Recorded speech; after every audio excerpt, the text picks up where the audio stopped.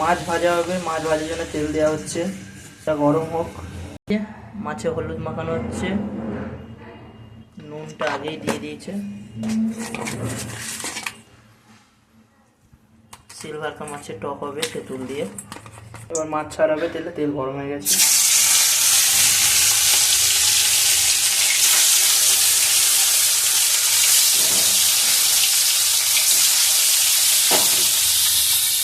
মাছটা ভাজা হচ্ছে, এখনো ভাজা হয়ে গেছে, তুলে নেওয়া হবে।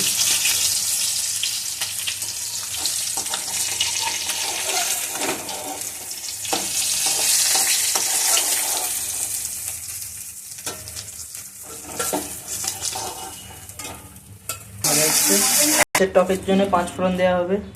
এই যে 5 ফোড়ন দেখতে পাচ্ছ সবাই। ভিজিয়ে রাখা হয়েছিল এই তেঁতুলটা এবার রস বার করে নেওয়া হবে। তেঁতুলের জলটা ঢেলে দেওয়া হবে।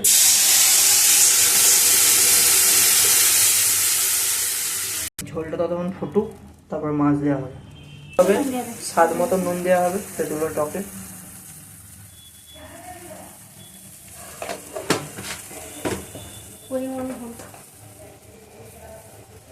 পরিমাণ মতন হলুদ দেওয়া হচ্ছে।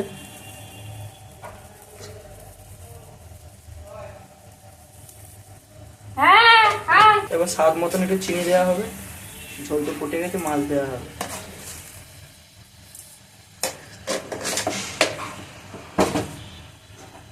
এই যে মাছগুলো দিয়ে দেওয়া হবে।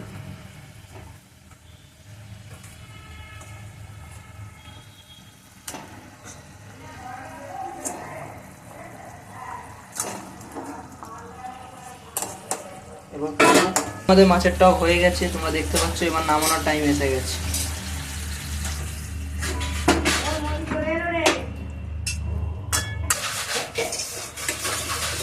মাছের টকটা কেমন লেগেছে তোমরা লাইক কমেন্ট করে সব জানাও। আর ভিডিওটাকে শেয়ার করে দিও, লাইক কমেন্ট করে দিও। বাই বাই বন্ধুরা।